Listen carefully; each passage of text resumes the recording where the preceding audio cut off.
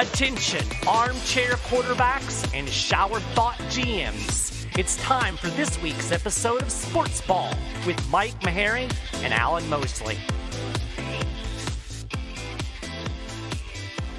I'm sorry, Mike. That's just an ugly jersey. Jersey's beautiful. You know, the number 22, Emmitt Smith, man. So you should like that at least. I mean, I do like that, but, you know, his better days were yet to come when he was wearing that jersey. Guys, welcome back for another episode of Sports Ball. I am your host, Alan Mosley, joined as always by Tampa Bay sports superfan, really more just Florida sports superfan at this point, with the exception of Central Florida. There's one pocket of no around the state of yes. Yes. It's Mike Maharrey. Mike, how are you doing? I'm doing pretty good. How are you? I'm doing all right. Yeah. We're going to save the talk for that because that's going to be in our picks section at the end of the show. So we won't fight yet. All right. We're going to kick off the show as we always do with some shit announcers. And they say some shit. Constantly spanking him. They won the nationally televised game against the Dallas Cowboys. Whoa, Brady, easy on the Microsoft Surface. That's why they put the big child-proof rubber pad. Constantly spanking him. I mean, Shelton's clearing out defenders faster than a teenager clears his search history on his web browser. Holy smokes. Constantly spanking him. And he's on the hands team. Come on, man. You can't put the guy in the club on the hands team. Constantly spanking him. Now, the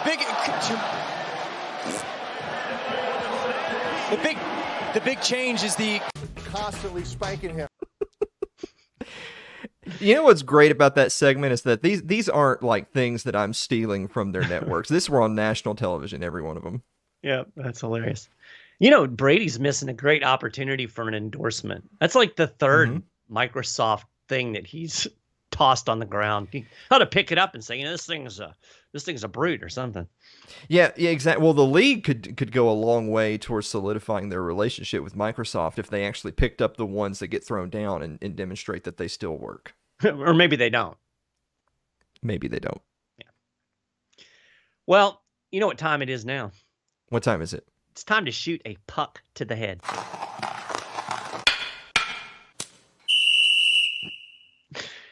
So today, we're going to shoot a puck at a Mississippi welfare queen. Oh. I mean king.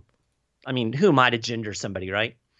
But yes, Brett Favre. I mean, I know this seems like low-hanging fruit, but I mean, dude's got to get a puck to the head, right? And I'm going to be honest with you, it pains me a little bit because I really liked Favre as a quarterback. He was a hard-nosed football player, but God, he's dumb. So if you haven't heard, Favre was part of a scheme to funnel like $5 million in federal welfare money towards improper projects. He managed to get some of that money for the creation of a new volleyball facility. It's very important, you know, at his alma mater, Southern Miss. Now, here's the shocker part of this. His daughter just happens to play for the school's volleyball team. He also personally got like $1.1 million in consideration for speaking events, keynote speaking, radio and promotional events, and business partner development.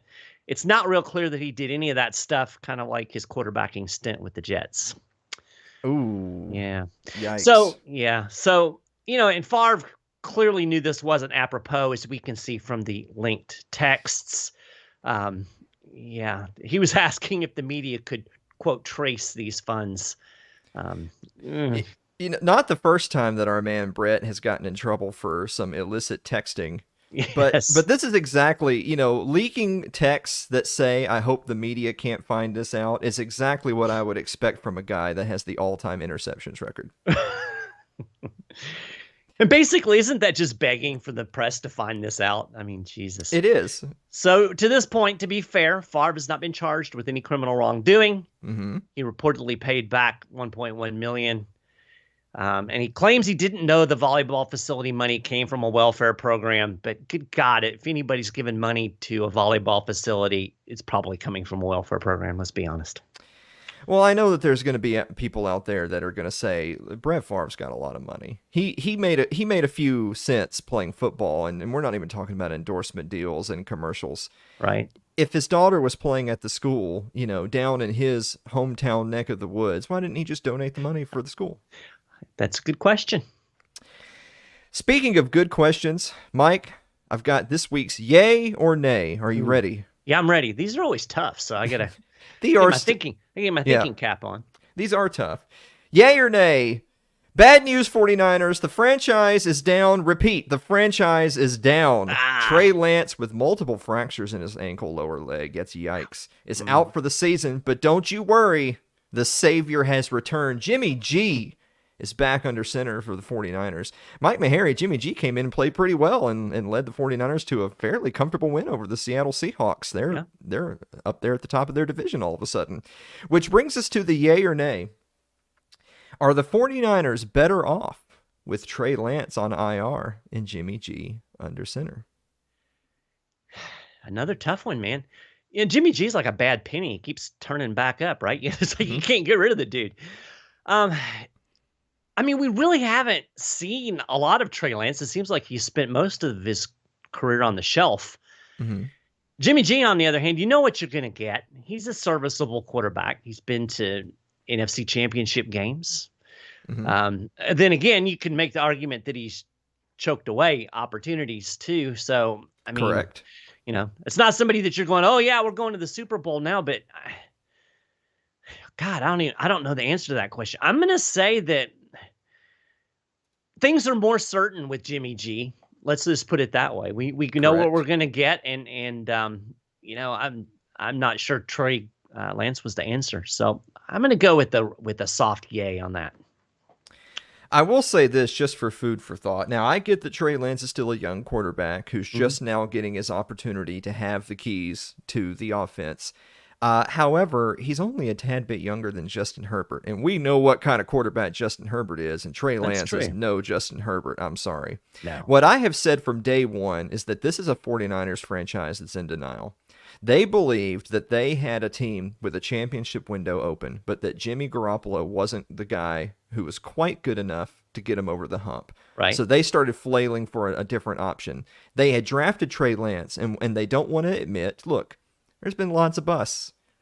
Lots of teams draft high in the draft, particularly skill position players, and those guys just don't turn out to be franchise level, 10-year starters. Yeah, especially quarterbacks. The 49ers really seem reluctant to admit that Trey Lance was a swing and a miss, and so they're willing to sacrifice a season with a guy at the helm. By the way, in his 2 games of action, he was 15 of 31, so under 50% completion for 194 yards. That's over 2 games, mind you. He was 97 yards a game is what Trey Lance was averaging, with 0 touchdowns, 1 pick, and 2 sacks for a quarterback rating of 55.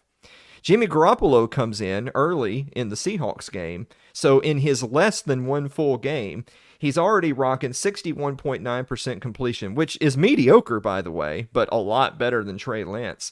Almost equal yards in only 3 quarters of action, with a touchdown, no interceptions, and a 100.1 quarterback rating. Well, when you put it that way, I got to go with a hard yay. Jeez.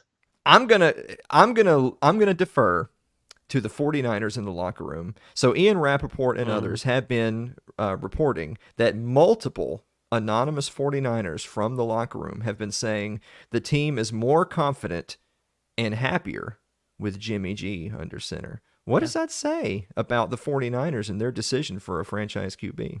Yeah.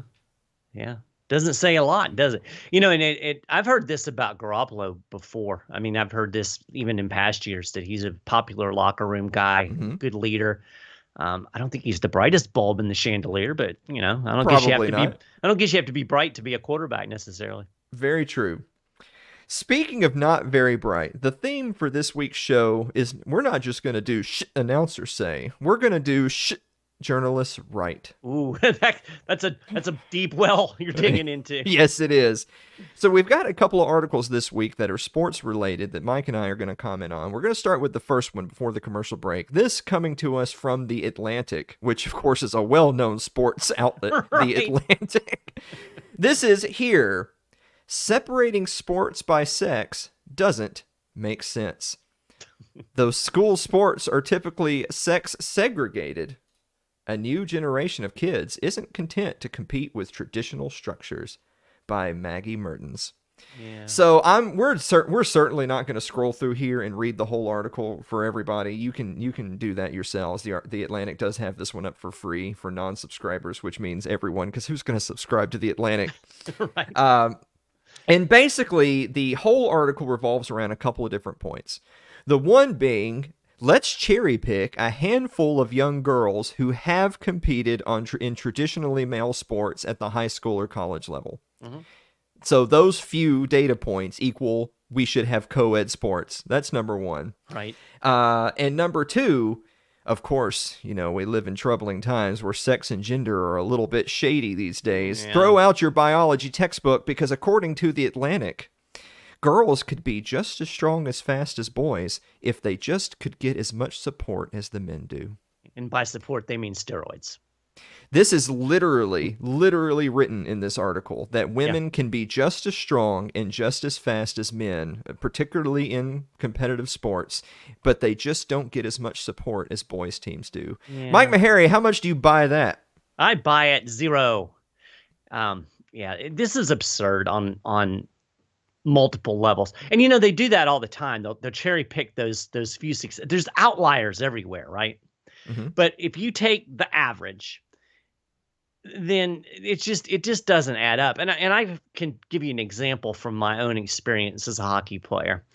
I've played with a woman who was in the U.S. Women's Olympic Development Team. Mm-hmm. So top tier, in as far as USA hockey goes. And she was good, and I had difficulty stopping her on shots, but I could do it. Now, you put me on the ice with somebody on the men's Olympic development team, I'm going to get buried. There's just a difference. There's a difference in the strength of the shot. There's a difference in the speed. It's not, I'm sorry, it's biology. Mm-hmm. And to try to make this into some kind of evil sexist thing is just stupid. I'm sorry, you can't fight biology. You can't fight the difference between testosterone and not testosterone. And quite frankly, it's frustrating. And, I'd be interested in your thoughts on this. I think that this is a little bit like no more Title 12, now women, basically you're talking about women's sports just going away, right? Well, that's the interesting thing. So the article does also touch on the issue of transgender athletes in sports. And I really don't want to get into that on this program. That sounds like a topic for one of our other shows. Right. But you're right. If we're going to have co-ed sports, then because it's the seen and the unseen and its unforeseen consequences, as we talk about often in other topics. Mm-hmm. If you decide to make sports co-ed and you're going to force women to compete on equal playing fields with men, not because one way of saying I think they can is I'm going to make them. You're going to see women's sports go away. Is that what you want? Is that what women want? Do hardcore feminists want women's sports to all be abolished for the sake of having 3 women nationwide make a man's team in any given sport? Let's take it to the high school level for a second. So my daughter competed in cross country and did quite well as a cross country runner running against other women. But she wouldn't have made the team if it had just been a co-ed cross country team, because the guys, the top guys were far faster than the top girls. So she would have been, she was 3rd or 4th fastest in the girls. She would have been bumped all the way out of it if it had been a co-ed kind of thing. So you're really talking about taking away opportunities from a lot of young women who enjoy and want to compete in sports. And it's the same thing. If I play rec league hockey. I don't want to you don't want to have a D League hockey team playing in the A League, because they're going to get crushed and destroyed every time. It's natural to divide people up based on their skill sets, on their strengths, on their abilities. It's actually kind of makes me mad. I'm not going to lie. This angers me. So we talked about this in previous seasons of SportsBall. I'll give you 2 examples of how ridiculous this is, because this idea tends to creep up into the sports consciousness about once every couple of years or so. Yeah. You might remember the name Karsten Brosch, the 203rd ranked men's tennis player who in 1998 beat both Serena and Venus Williams back-to-back on the same day. Yeah. In straight sets without breaking a sweat. Now, to Venus and Serena's credit, they didn't take this as some sort of slight. They all had a good laugh and walked off the court smiling and having a good time. It was purely for exhibitionary purposes. Right. But the point being is this is a guy who had absolutely zero chance of winning a men's major or minor anywhere on the globe against any of the top 100, 150 ranked men on earth.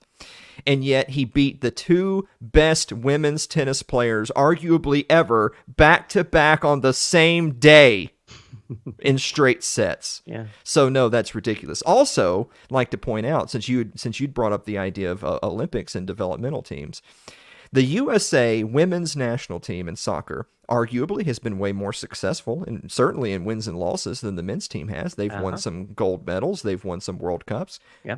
More power to them. But that's playing against female competition. Right. Mike Meharry, do you know how the U.S. women's national team tunes up every year to get ready for competition? I'm going to guess they play the men's team. They play a men's team, all right, but really more boys than men. They play high school boys to prepare themselves for women's Olympics and World Cup. And you know how many times they've beaten the high school boys in tune-up games? 0 times. Oh, wow. They can't beat your average men's high school team. And that's an Olympic level women's team. Yeah. I'll give you one more. Zuby, who's probably better known as a rapper, but also kind of a Twitter guy that delves into the political world. He actually broke a women's weightlifting record, like videoed himself doing it just to make the point that, hey, I can do this. Mm-hmm. And he's not a like a weightlifter. That's not a competitive thing. He's obviously in shape, and he was able to do that. I'm going to do this on a video. So there again. So our Twitch mod, Aaron, says in chat, we had a female on the offensive line in middle school. She went out freshman year of high school because the boys had physically caught up to her by then, and she quit before the first game. You know what that sounds like, Aaron? That sounds like biology. It sounds like sexism to me. Oh, well, my bad. Well, on that note, we're going to be back with some more journalists right after this first commercial break. Stick around.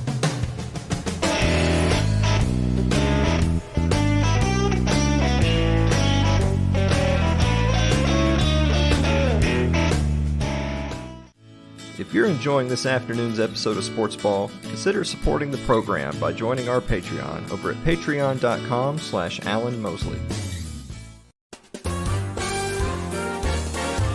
Tune in to It's Too Late with Alan Mosley, Wednesday nights at 9 o'clock Eastern Time on your favorite video platform of choice. Just search Alan Mosley TV.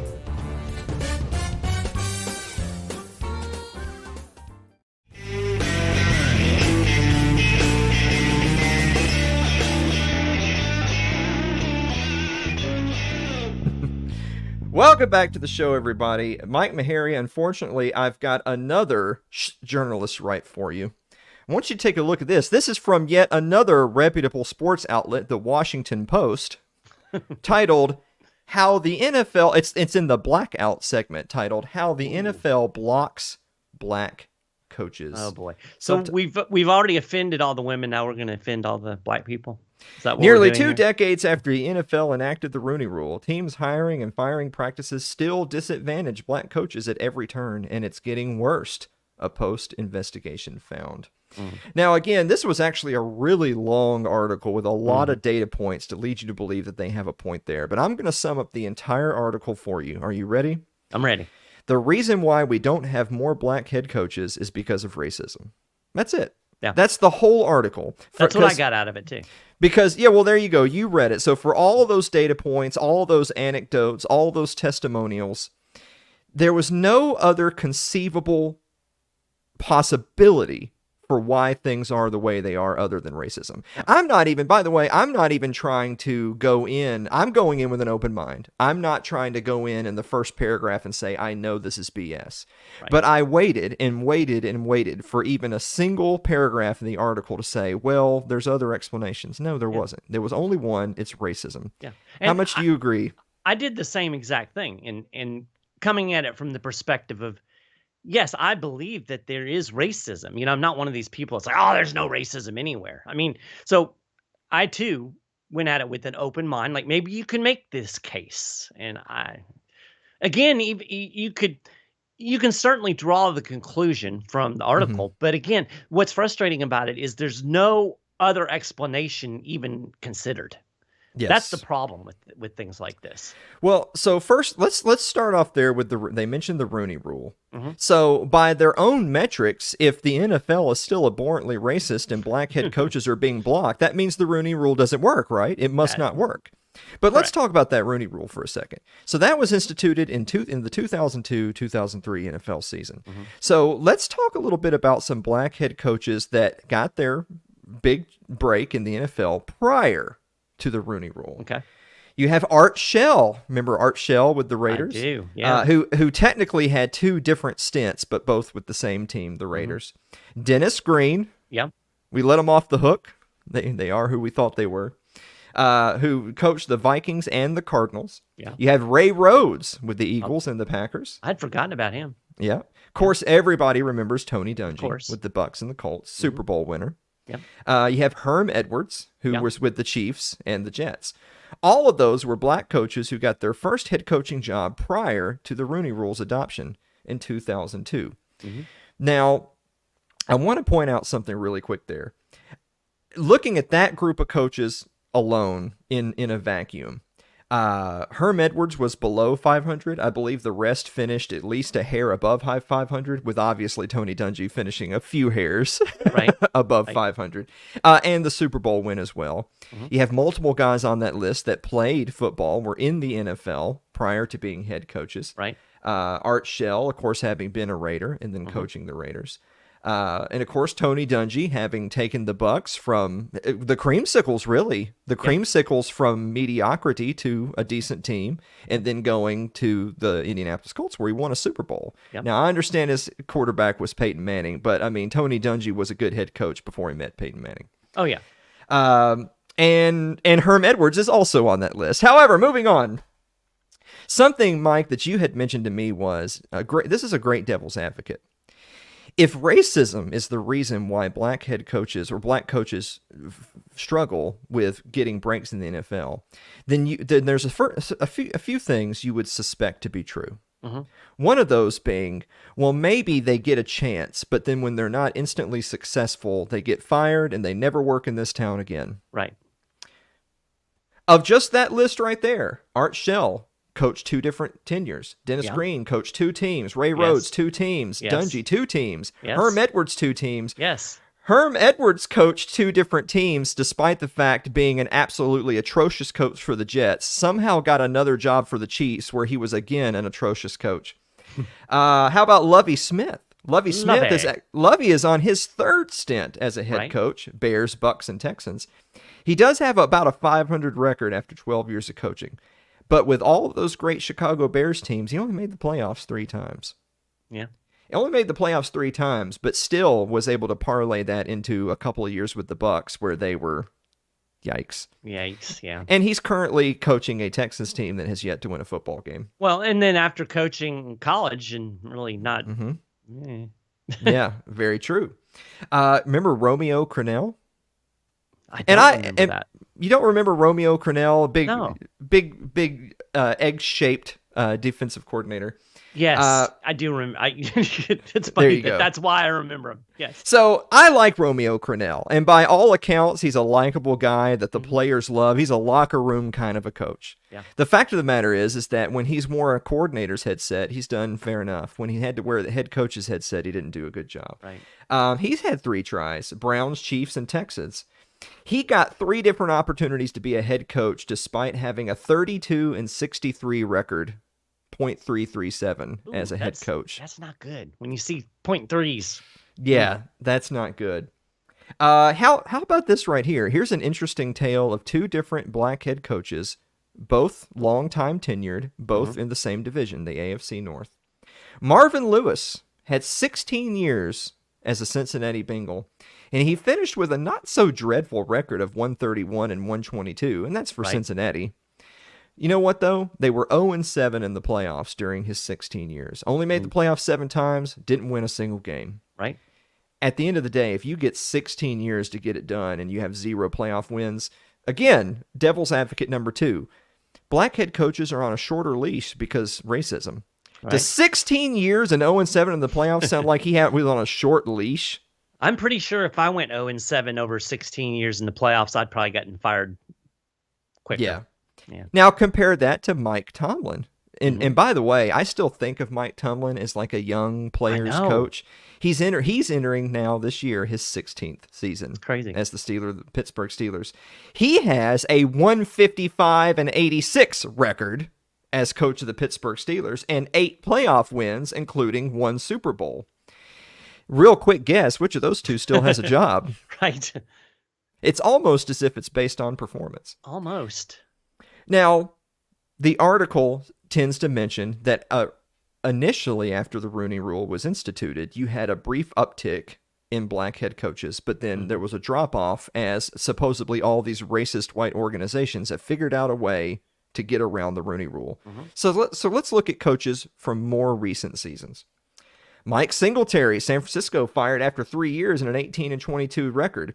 That's bad enough, but it's worth noting that the very next the person who replaced Mike Singletary, who coached the team the next few years with basically the exact same squad of players, was Jim Harbaugh, who went 44-19-1 and had 1 Super Bowl appearance. Yeah. Slightly better than Mike Singletary. A little better. Jim Caldwell is another guy that's had multiple stints, Colts and Lions. Started off with a 14-2 record in his very first season as coach of the Colts. I wonder why that was. Peyton Manning. Funny enough, though, when Manning went down with injury, they went from 14-2 to 2-14. Yikes. Raheem Morris. Oh, yeah. Another Bucks coach. Very true. We know the Bucks aren't racist. There you go. 17-31 record, however, with no postseason appearances. Yeah, he was bad. Leslie Frazier, 21-32 with the Vikings, 0 playoff wins. Todd Bowles is now on his second stint as head coach, as you're fully aware, with the Bucks. Yep. God bless the Buccaneers. Now, that's pretty good considering that he got another job. Considering after his 4 years with the Jets, his record was 24-40 with no postseason appearances. Yeah. Again, how racist could the league really be to give a guy who's 24-40 another chance to be a head coach? Right. Hugh Jackson. You know what? I'll be fair. Maybe Hugh Jackson didn't get the best bit in Oakland. He went 8-8 in 1 season, and he was fired. Yeah. You can argue that's not fair. It's only 1 year. They're 500, and the Raiders have certainly had some other issues in their organization. Of course they have. However, he parlayed that into a second opportunity in Cleveland. And what did he do? He went 1-15, and then 0-16, and then 2-5 before being fired. Yeah. The fact that he made it to a third season after going 1-31 over his first 2 seasons tells me they can't be that racist. Right. Anthony Lynn was fired by the Chargers after 4 years at the helm following back-to-back losing seasons. I don't know if that's racism. You have losing seasons back-to-back when you're supposed to be a contender. You might get fired. Yep. Vance Joseph took over the Broncos. Remember, he was the guy that took over in the post-Manning era. You had some of that front office and Manning all retired at the same time. But, I mean, other than free agency, this is a team that literally just won the Super Bowl. What do they do with Vance Joseph? They go 11-21 before firing him. Yep. And finally, most recently, Brian Flores. He was sacked after 3 years at Miami and a 24-25 record, which, as you might recall, popped off his own accusations of racism and game fixing and all that good stuff. And so those are all the stats I wanted to read out for you. Ultimately, what I'm getting at, folks, is how racist can a league be that pays black athletes and professionals hundreds of millions of dollars? They seem to be really bad at being racist. That's kind of the comeback I always have for these accusations. If it is true that they're racist, they're really, the Pittsburgh Steelers are really bad at being racists. The Tampa Bay Buccaneers are awful at being racist. Really bad. Yeah, these are the worst, the lowest level members of the KKK. I mean, I don't know, maybe Oakland. However, Cleveland Browns, not a great job of being racist. Yeah. Cincinnati Bengals, not the most racist. So, and furthermore, it's understandable to say, well, when you have a league with this high of a percentage of black players, you would like to see more black coaches. Now, there are a lot of black coaches. They're just not head coaches. Right. Now, if you wanted to play the demographics game, you would say the number of black head coaches in the NFL is roughly on par with the percentage of black Americans in the United States. So I feel like it's a matter of perspective, but all of that perspective right there was conspicuously absent from the Washington Post article. What do you think? I think you also need to think about, skill sets. So the argument that you might get is that, well, there are predominantly the league is predominantly black. There's more black players, and so therefore there should be more black coaches. Well, that's assuming that playing necessarily translates to coaching. Correct. And then you can also make that same argument. You have coordinators who are great coordinators. Mm-hmm. Why aren't they getting head coaching positions? Well, being a head coach is a whole different ball of wax. Mm-hmm. Different skill sets involved. You have to be more of an administrator. You have to do different things in order to be a head coach. So it doesn't follow that somebody is a good head coach just because they were a good coordinator. Maybe, maybe not. So they're not looking at any of the other factors that can play into why people don't get hired, fired, considered, et cetera. And, the bottom line is in the NFL, in any professional sports league, what's the bottom line? What are you trying to do? Trying to win championships, right? Yes. Are you really going to not hire somebody that you think could win you a championship because of the color of their skin? I don't think so. There's too much money involved. It just doesn't make sense to me to have this argument. We might, if we were in 1974, I might buy this argument. We're in frickin' 2022. I don't buy it. I'll even go a step further with talking about people that have skin in the game. The overwhelming majority of teams, they may have ownership, but most of that ownership, get out of town, Jerry Jones, most of that ownership hire general managers, and the GMs are the ones who make hiring decisions for the rest of the front office and the coaching staffs and draft picks and on down the line. These general managers will also be fired if the teams don't win enough. True. If you were a general manager and your own job was tied to wins and losses, would you be purposely not hiring coaches that you thought were the best candidates but not hire them because they're black, ultimately resulting in your own firing because you didn't win enough? Are you kidding? Yeah. That's a hard pill to swallow. The last thing I'll say before we move on is this. The two coaches that obviously, I see our friend Justin is here. He's already mentioned Mike Tomlin. The two coaches that stand out on that list are Mike Tomlin and Tony Dungy. Right. Why do they stand out? Well, of course, they're Super Bowl winners. They're winners, period, but they're Super Bowl winners. Right. Now, Tony Dungy ultimately retired on his own terms as having been a massive success. I don't know how you could paint it any other way. No. And Mike Tomlin going into his 16th year with the Pittsburgh Steelers, such a traditional franchise, the Steelers, and he's a Super Bowl winner as well. He's still a young guy, too, by the way, even though he's been coaching for 16 years. I know. That's how old we're getting, is what that means. But those two guys tend to be left out of these debates. Why is that? Because to me, if you're going to make the claim that the whole league is racist, and that's why certain individuals don't succeed in the NFL. And if you're going to be painting with these broad strokes of, well, we're talking about all black head coaches, but conspicuously leaving out those two, to me, you're spitting in the face of the black coaches who did everything the right way, did succeed, and did win rings. Yeah. On that note, guys, it's time to get on our solemn faces. It's time for In Memoriam, where we remember a player, a team, a coach, whoever, whose sporting life was cut tragically short. Mike, who are you remembering this week? Well, today we're going to be remembering Bruce Anderson. You're probably thinking, who? Well, Bruce Anderson played the organ at Washington Capitol games for 22 years. There will not be a 23rd. No. Yeah. On Tuesday, he got the call from the organization saying his services were no longer needed. A Capitol spokesman in a statement said, "We are continuously finding ways to transform the in-game experience, including having professionally recorded organ songs and prompts. In other words, we can use canned music and we don't need to pay your ass." Oof. So maybe this is old man yelling at the clouds, but this makes me sad to see traditions like this just thrown on the scrap sheet. Organ music has been a part of hockey for decades and decades. Fun fact, Chicago Blackhawks were the first team to feature organ music at their games. That was in 1929. Wow. So today we'll remember Mr. Anderson and we'll be sad. I'm remembering the AFC South. The AFC South, which has already been eliminated from Super Bowl contention. Now, the Jaguars, ironically enough, are the only team on that list with a win, but thankfully they got to play another team from the AFC South, 24-0 win over the Colts. It's worth mentioning that when it comes to the Titans and the Colts there, those were the two teams that were the odds-on favorite to be the class of the AFC South, and they sit right there at the bottom of the league. So the only win that all four of those teams combined have is against another AFC South team, and they are winless against the rest of the league. AFC South. All right, guys, it's time for the picks. Mike, we're running out of time. We're going to have to do this fast. Are you ready? All right, I'm ready.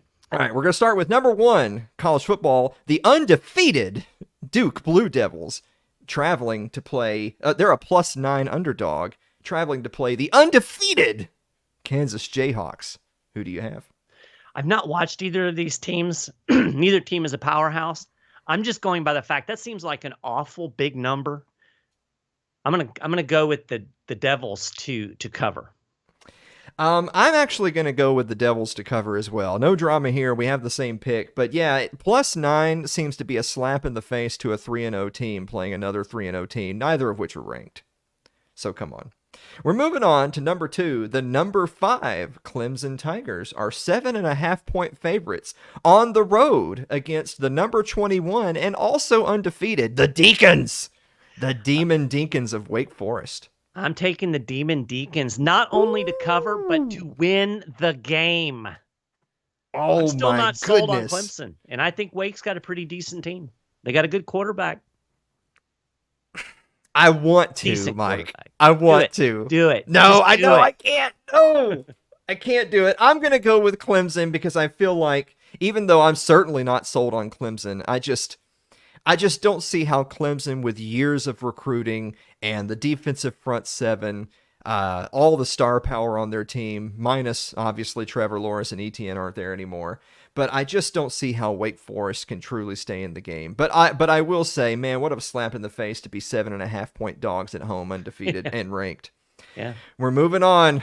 It's time, Mike. Is this the end, Mike Meharry? Is this the end?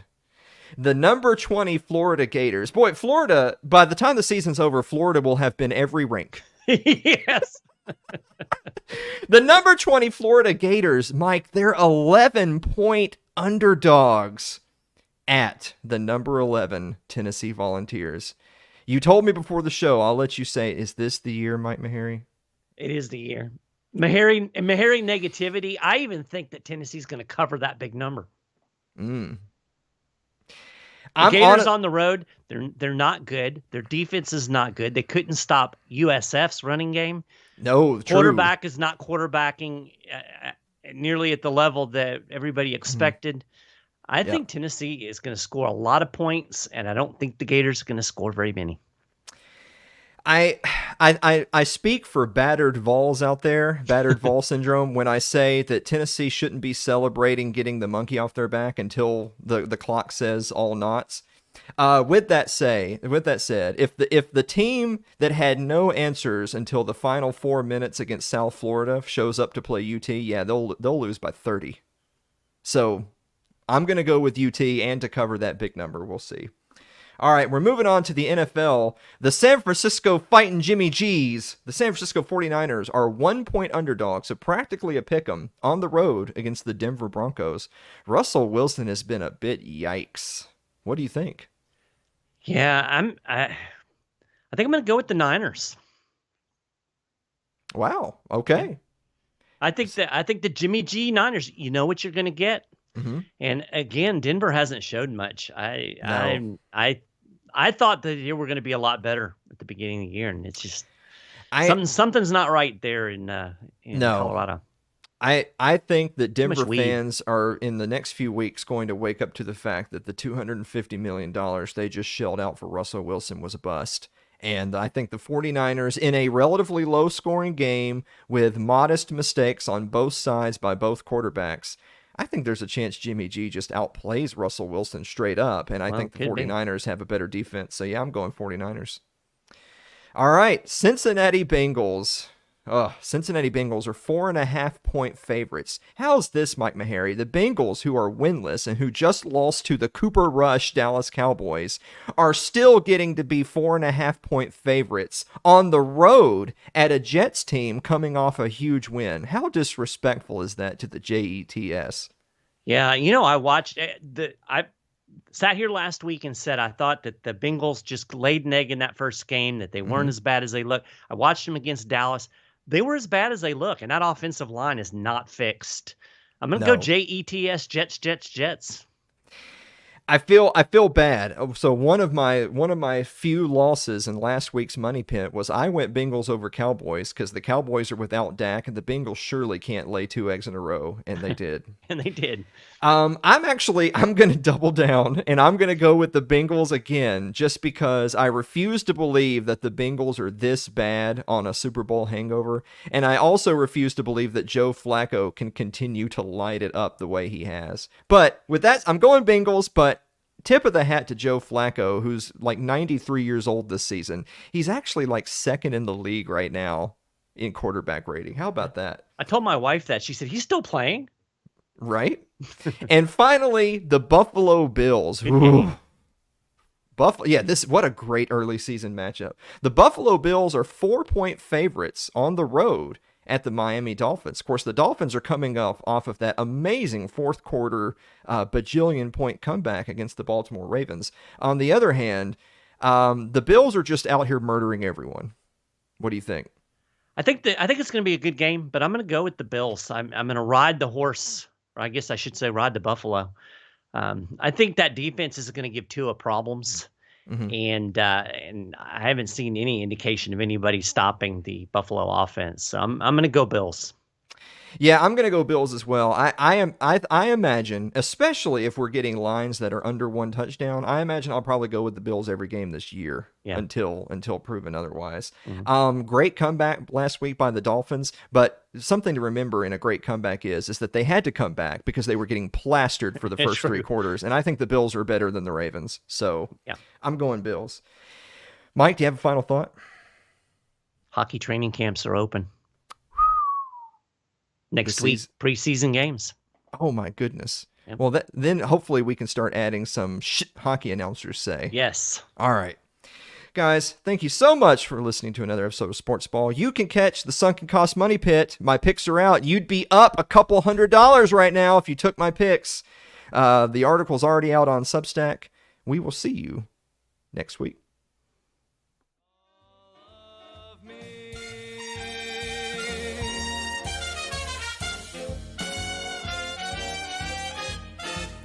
You have been listening to Sports Ball with Mike Maharrey and Alan Mosley. You can follow us on Facebook, Twitter, YouTube, and Odyssey, all at Alan Mosley TV. You can also subscribe to the show on your favorite podcasting platforms. Just search for Sports Ball with Mike and Alan.